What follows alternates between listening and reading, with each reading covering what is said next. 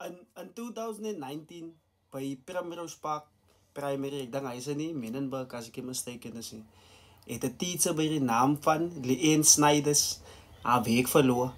Van haar students sake wat maak Tina na as van sy het gesê hulle moet vir haar massage, dan vra sy inappropriate questions, dan sê sy weer die kinders hulle moet mekaar slaan, almal die accusations het hulle gemaak teen die dame. Nou my eerste 2025 het hulle uitgevind as sy's not guilty van die kinders hulle self het admit en hulle het gelieg, hulle het dit opgemaak. En hoekom hulle dit opgemaak het? Van die twee klasse het beef gehad met mekaar en die een klas wil die ander klas se teacher weggewerk het en is die hele fok op.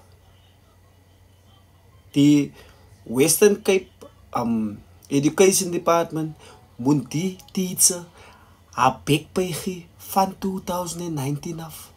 As sy amper 400,000 wat hulle die teacher moet terugbetaal, net omdat een van julle kinders gelieg het, wat op die einde van die dag, jou kinders moes nie so buite kan jou huisie. Het is fijn, so kon julle kak uit. Fucking slaap op buite die pad.